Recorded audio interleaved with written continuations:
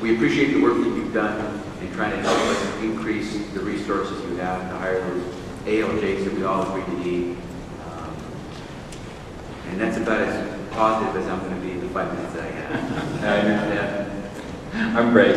You have, I believe, something in the order of 1,300 local or field offices throughout the nation to service people who come to Social Security Administration, whether it's for disability claims, whether it's for retirement benefits, whether it's to get a new Social Security card, to renew an old one, to do an employment check, whatever it is.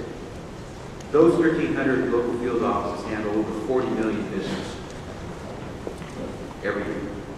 And it's probably going to increase once the baby boomers start to retire.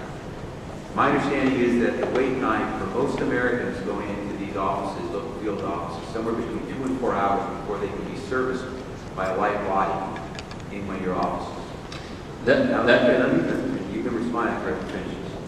My understanding as well is that, on average, half of those people who make a phone call to a local office never get through because the phone is busy.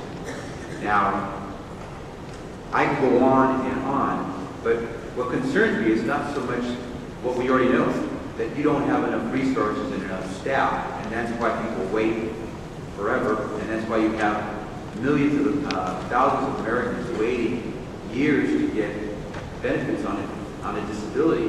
My concern is that your budget request for this coming year, 09, is actually less than your budget request was for 08.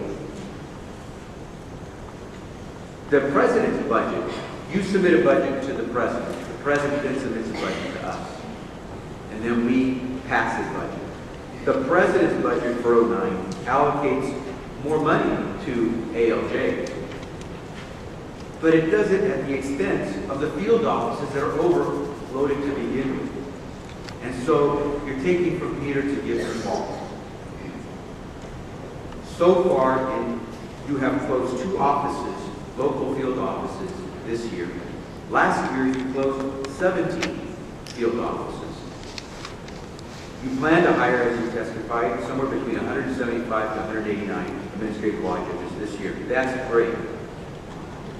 But you plan to hire 143 support staff for those ALJs. By your own accounts, where you talk about having a 4.4 support staff for every ALJ, if you're going to hire 175 to 189 ALJs, but you're only going to hire 143 support staff, that includes the attorneys, the medical evidence technicians, all those folks who have to make the work well for the ALJ so we don't have the abuse that some of our colleagues have talked about and the fraud.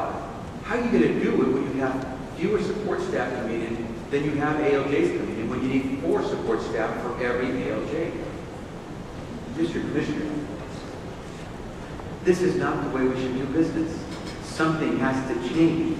You need to shake things up. I'm surprised at how sedate this hearing is.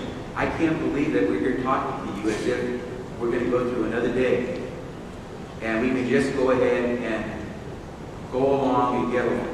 This will not change.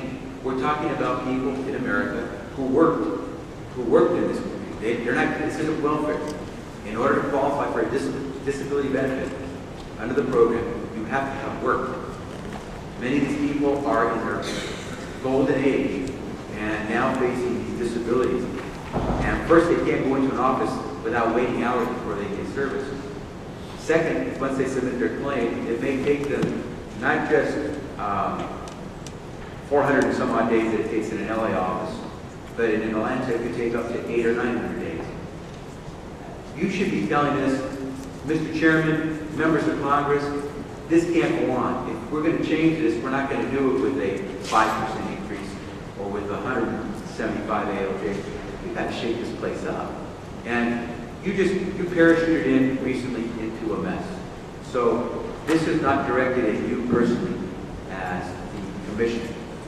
This is directed at SSA, which for years submitted budgets which were too low, to an administration which for years has underfunded you, and to a Congress which until last year underfunded you to the tunes of billions of dollars.